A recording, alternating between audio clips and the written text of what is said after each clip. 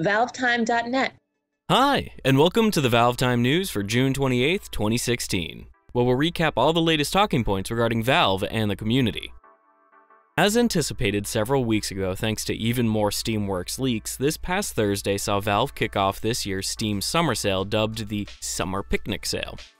This sale will run from June 23rd through July 4th, 2016, and it features the usual layout and structure we've come to expect at this point, with no special gimmick or minigame in sight. As such, expect a lot of discounts, featured deals highlighting a specific number of games per day, new sections for promoting virtual reality games and Steam hardware, and the usual discovery queue and trading card rewards. The oversimplification of Steam sales in recent years means that while this topic may be our top talking point of the past week, there isn't actually a whole lot more to say about it, so get on out there and enjoy the discounts, once we've finished the rest of the episode, that is. With the regional qualifiers for the International 2016 Dota 2 tournament now underway, Valve thankfully preceded the event on June 23rd with the release of the second Immortal treasure for this year's Battle Pass. The treasure, available exclusively to those who own Battle Passes, features special Immortal quality items for Wind Ranger, Undying, Riki, Morphling, Lich, Earthshaker, and Marana, with Invoker also receiving a special yet unusual Immortal set. Unlocking more than one of the Immortal 2 treasures does require having a decently leveled Battle Pass, but having just one of them to start with is a real nice treat all the same. With the ESL 1 Cologne 2016 Counter-Strike Global Offensive tournament coming up next week, Valve have officially kicked off the event's Pick'em Challenge.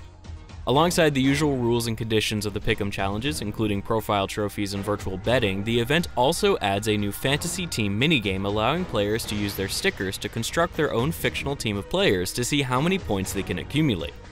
Success in the Fantasy Team League will reward players with trophies to display on their profiles, while 50% of the proceeds from any stickers sold will go directly to the players and their respective organizations, helping to further support the growth of the CSGO competitive scene. Although not a big headline by any stretch of the imagination, we were recently intrigued by a new selection of artwork highlighted by Valve level designer Matt Wood on Twitter late last week. The Imager post Matt linked to features 5 separate pieces of art by Warren Lindsay over on Tumblr, who created distinct isometric maps for 5 of CSGO's most played and iconic maps. These include Cobblestone, Overpass, Dust 2, Cache, and Train, with each map's verticality and layouts being shown off in unique ways. Like we said, it's hardly a big deal, but we just thought it'd be interesting enough to bring to your attention. Not to mention, we'd be shocked if none of these designs, or ones like it, make it as an official CSGO merchandise at some point. Since the HTC Vive was released only a few short months back, we haven't really heard anything new regarding a lot of Valve's earlier and extremely fascinating VR hardware prototypes. I mean, why would we? That's all experimentation, which was succeeded years ago. Well, let us stop you right there, because 2 of Valve's leading hardware engineers on SteamVR and HTC Vive projects were recently featured on the Make YouTube channel to discuss how they develop the various hardware components that go into making arguably the most sophisticated virtual reality technology currently on the market. Alan Yates and Monty Goodson spend a good 15 minutes or so discussing the various headset and tracker prototypes they used and experimented with for years, running up to the launch of the HTC Vive. From giant LCD screens attached to a user's head via a dish, all the way up to the tiny markers used to track the headset in 3D space. We're sure there's a lot of information in this video that will fly over many heads, ours included, but it's still a really interesting look at a big part of Valve's recent past, especially when you consider practically everything shown was made from spare parts such as old monitors and hard disk drives.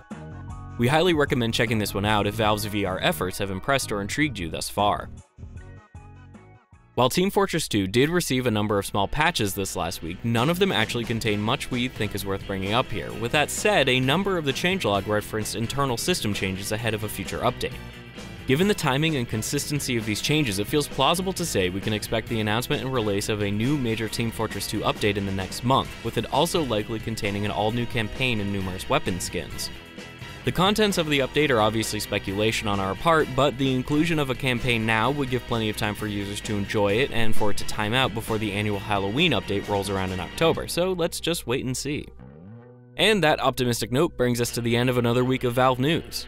Don't forget to check out our older content, to follow our social media pages, and to join in with the conversations over on the ValveTime.net community forums.